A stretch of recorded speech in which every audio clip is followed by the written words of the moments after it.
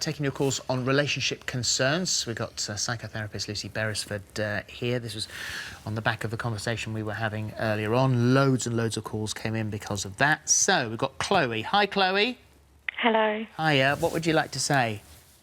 My husband actually went out for a meal with another woman. He'd actually told me he was actually at work, and I actually got a phone call to tell me that he actually wasn't. When I confronted him, he first denied it, but then he admitted it. He's now obviously moved out, but told me that there was nothing going on between him and this girl at all, that they were just friends. So why would he need to lie about it? Exactly, that's my point, and I don't, he swore blind to me that there's nothing in it. So where are you now? Are you now separated?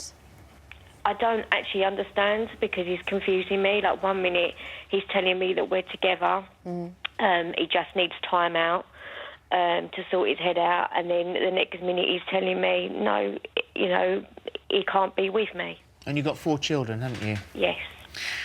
Oh, so can she trust what he's saying? I mean, the tricky thing is, as you pointed out straight away, he did feel like he had to lie about where he was. Yes, we call that kind of thing a relationship crime, really. And a lot of the repair will have to come from him to actually prove to you that he's not going to be the kind of person to lie in the future. But I think you yourself also have to ask yourself what you want. Do you want to be in a relationship with someone who has lied to you? And can you forgive this person? Forgiveness is such a huge word, and it isn't about letting the person off the hook, but it is about getting yourself to a place where you could say, okay, that was in the past. I think this person is making a lot of reparation, that that your partner is actually doing enough to reassure you, but you can only really do that by communicating. So I need to know what the quality of your existence is with him. Is there good communication? Do you think you can actually talk to him about him repairing this and reassuring you, or do you think he's too confused?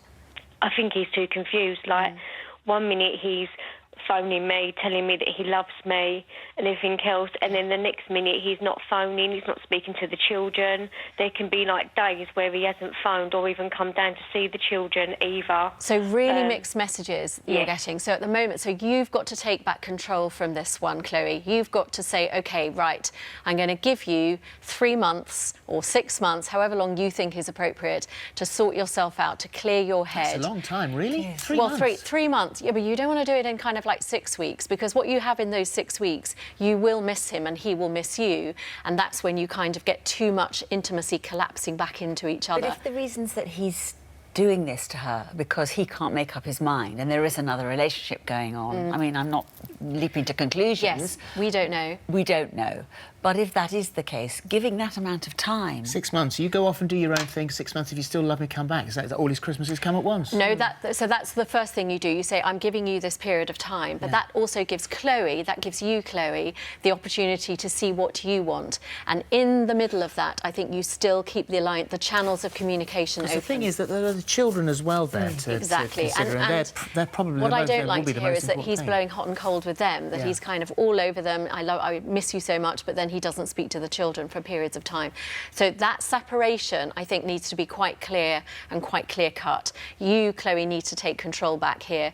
Give him some space, give him some time, because ultimately you want to be with someone who wants to be with you, not with someone who's kind of flip-flopping all the time. Yeah. Yeah, good luck luck with that, Chloe. Chloe. Thank you, Chloe.